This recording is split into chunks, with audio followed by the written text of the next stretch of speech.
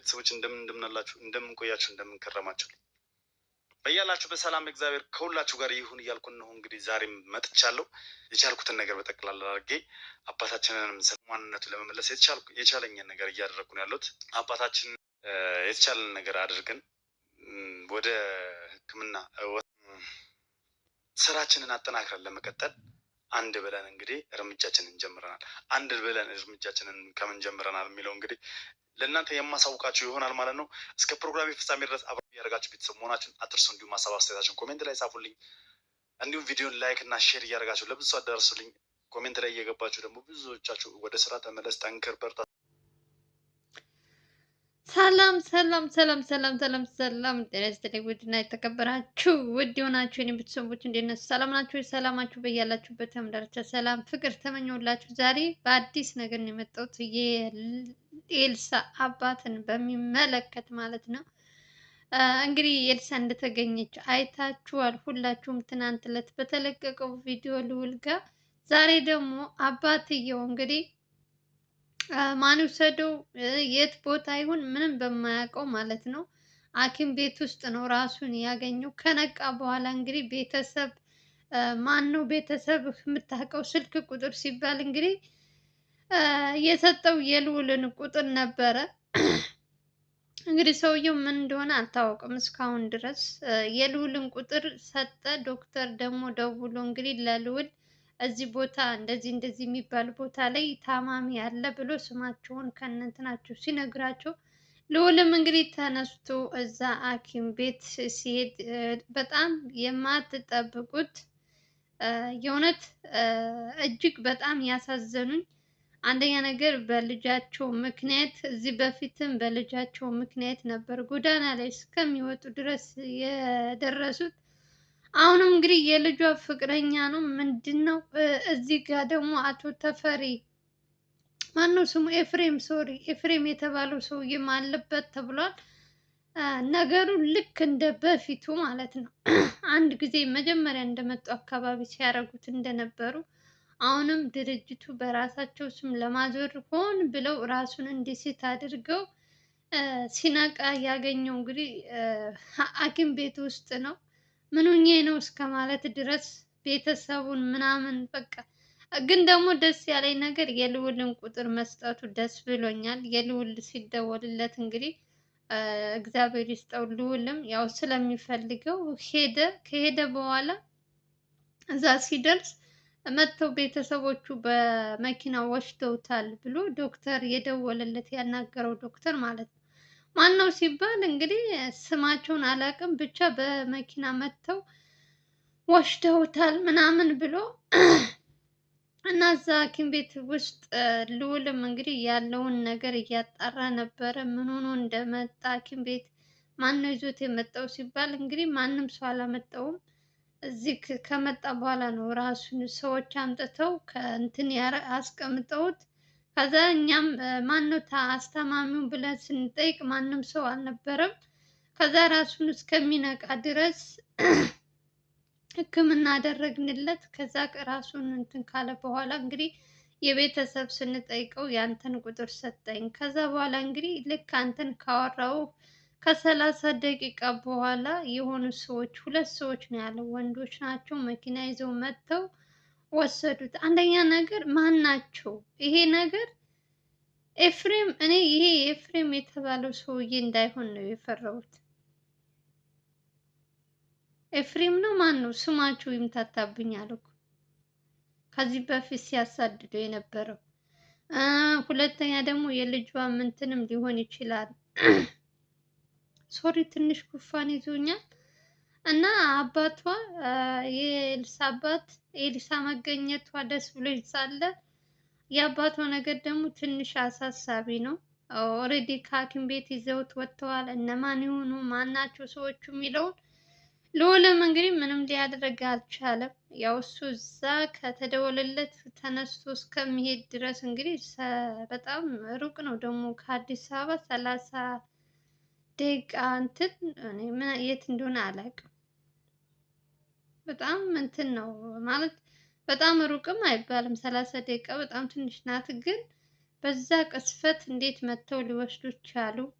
እ አንደኛ ነገር የኤልሳ አባት ምንም አይነት ቤተሰብ የለኝም ሲላቸው ዶክተሮቹ ለምን ሰጣችሁ?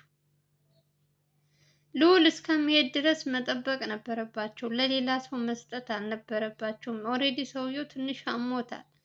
የሆነ ወይ መድኃኒት ሰጥተውት ሊሆን ይችላል ራሱን እንዲስት። ኦልሬዲ እነዚህ ሰዎች የሚፈልጉት የእሱን በድርጅቱን በራሳቸው ስም ለማዞር ይመስለኛል እንጂ ምንም አይነት ጸብ ኑሮባቸው አይደለም እንደዚህ ሰውን የሚያንገላቱ። ከሶስት ቀን በፊት ልዑል ነግሯቸዋል ስልኩ ጠፍቷል ብሎ ነበረ። ስልኩን ከከፈተ በኋላ እንግዲህ ፈላጊው በዛ። እነዚህ ሰዎች ደግሞ ልክ ወደ ራሱ ሲነቃ ሳንቀደም እንቅደም ብለው አሳዘነኝ በጣም የእውነት። የሰው ልጅ ፈተና ግን በስማም በሄደበት ሁሉ የሆነ በቃ ጥሩን ሰው እኮ ግን እንደምን እንደሆነ አላውቅም። መልካም ደግ ሰው አይቆይም፣ የሆነ እንትን ይበዛበታል። በኤልሳ ምክንያት አባቷ መሰቃየቱ ራሱ በጣም ነው የሚያሳዝነው። ልዑልም የተቻለውን ሁሉ እያደረገ ነው። ኤልሳንም በስንት መከራ እንዳገኛት ከምን አይነት ጉድጓድ አይታችኋል። ለስንት ቀን ሙሉ እንግዲህ የእንትናን ስራ አቁሞ ሙሉ በሙሉ ወደ ኤልሳ ዙሮ እየሰራላት ነበረ ለኤልሳ እና እሷ ተገኘች ብለን ደስ ብሎን ደግሞ ዛሬ ደግሞ አባቷ ከሐኪም ቤት ነው ተብሎ ተደውሎ በደቂቃ ደግሞ መተው ወሰዱት። ይህ ምንድን ነው? አንደኛ ነገር ልዑል አሁን ይሄን ዶክተር የደወለለትን ሰውዬ ማንም ሰው የለኝም ካለው መጀመሪያ ስለ ሲነቃ የሰጠው የልዑልን ቁጥር ነው ተብሏል። የቁጥሩን ከሰጠው በኋላ ሌላ ሰው መጥቶ እስከሚወስደው ለምን ዝም አለ ነው የኔ ጥያቄ። ኦልሬዲ ሰውየው አስገድደውትም ሊሆን ይችላል በመኪና ይዘውት ሄዱት። እሱም ወዶም ሊሆን ይችላል፣ እሱን አላውቅም። ግን ደግሞ መጠበቅ ነበረባቸው።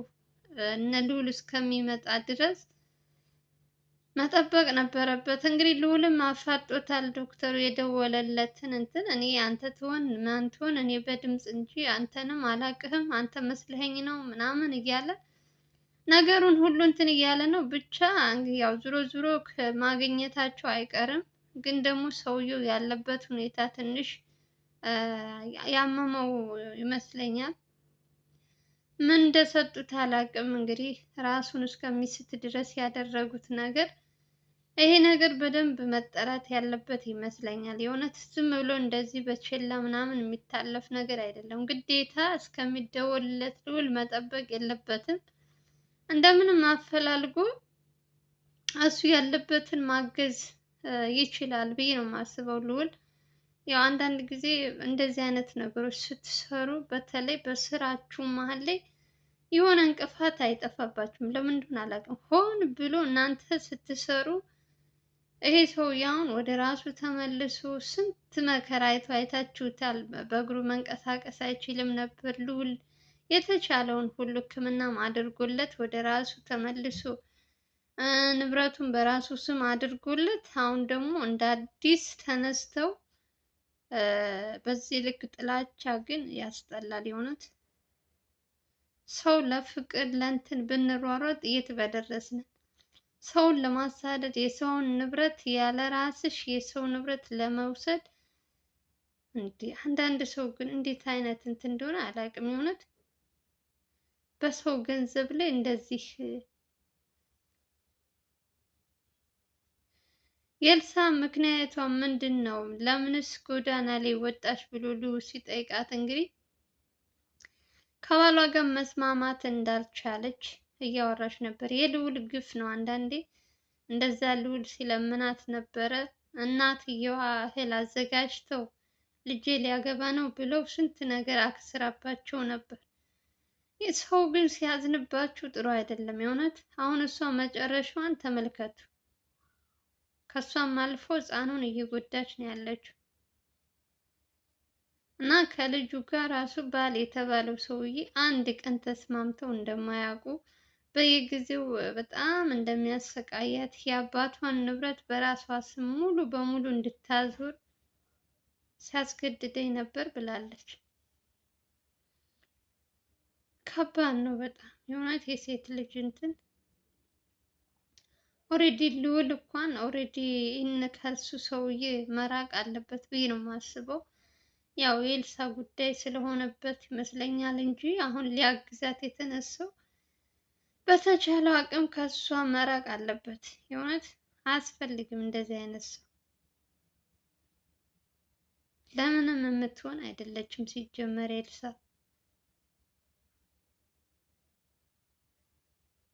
ኡፍ ጌታ ሆይ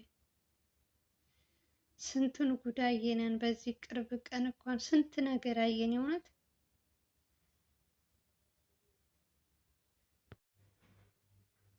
እና እንግዲህ ኤልሳም እንዳያችኋት ከወጣች በኋላ ልጇን አታ በጣም ብዙ ስቃይ ብዙ ነገር እያሳለፈች እንደሆነ ማለት ሳትፈልግ ተገዳ እሱ ጋር እየኖረችም አሁን ደግሞ ልጇን አታ ለማን ይስጠው የት ያድርገው ማለት ሳታቅ እና በዚህ ልክ ነው ሰውየው ሲጀመር የሚያሰቃያት። እሷ ራሱ የእውነት ታሳዝናኛለች። በእርግጥ በፊት በጣም አናዳኝ ነበር በልዑል ምክንያት። አሁን ደግሞ የምታወራቸው ነገሮች ደግሞ ትንሽ እንደ ሴት ሆናችሁ ስታስቡ ያው እሆንሻለሁ ብሎ ከአባቷም ጋር አጣልቶ ከልዑል ጋር አጣልቶ በጣም ብዙ ነገር እንትን ካለ በኋላ አሁን ላይ ከእሷን ጎዳና ላይ አስወጥቶ ልጇን ወስዶ በጣም ነው ያሳዘነች። አባቷንም አሁን እያሰቃየው ያለው እሱ ይመስለኛል የእውነት። ታዲያ ማን ነው መጥቶ ሊወስደው የሚችለው? ራሱን እንዲህ ስታደርጉ ከዛ በኋላ ከታከመ በኋላ ደግሞ ሲፈልጉ ይወስዳሉ፣ ሲፈልጉ ይጥላሉ። አላቅም ብቻ ኤልሳ ደግሞ አሁን ጎበዝ ከሆነች ልጇን እንደምንም አድርጎ ልዑል ፈልጎ ማግኘቱ አይቀርም። በምን አይነት ሁኔታ እንዳለ ግዴታ መታወቅ ስላለበት እናት ናት። ደግሞ በዚህ ልክ ደግሞ እንደዚህ መሰቃየትም ስለሌለበት ልጁ በእነሱ ኃጢአት ልዑልም እንግዲህ ቃል ገብቶላታል አግኝቶ እንደሚያገናኛት ከልጇ ጋር። አሁን ትኩረታቸው ደግሞ ስለ አባታቸው መሆን አለበት ብዬ ነው የማስበው። ኤልሳ ከነገራችን ላይ አሁን ላይ ያው እሷን እንኳን እኔ ብዙም አላምናትም፣ ግን አሁን በጣም ልዑልን እያመሰገነች እያየዋት ነበረ። እኔ ያን ሁሉ በድዬህ አሁን ላይ እኔን ታግዘኛለህ ብዬ በፍጹም አላሰብኩም ነበር እና በጣም አመሰግናለሁ እያለች እያለቀሰች ልዑልን እንደዛ ስታመሰግነው አይታችኋታል፣ እርግጠኛ ነኝ። አሁን ደግሞ እንግዲህ በዚህ በአባቷ ሁኔታ አንደኛ በልጇም ትንሽ ታሳዝናለች ብዬ ነው የማስበው። ያው ሴት ስትሆኑ ደግሞ አንዳንዴ ባላሰባችሁት መንገድ ነው የሚመጣባችሁ። እናንተ ባሰባችሁ ሳይሆን ባላሰባችሁት። ስለዚህ አንዳንዴ ነገሩ ሁሉ ለበጎ ነው ብሎ ማሳለፍ የተሻለ ነው። ልዑል ደግሞ በጣም አስተዋይ ነው።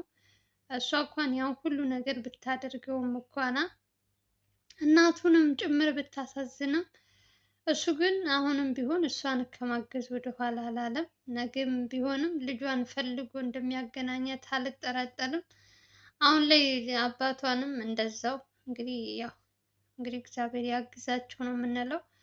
ያው አንዳንድ ጊዜ መልካም ሰው ለምን እንደሆነ አላውቅም። የእውነት መልካም የምትሰሩ ሰዎች ሁልጊዜ የሆነ ፈተና ይበዛባቸዋል።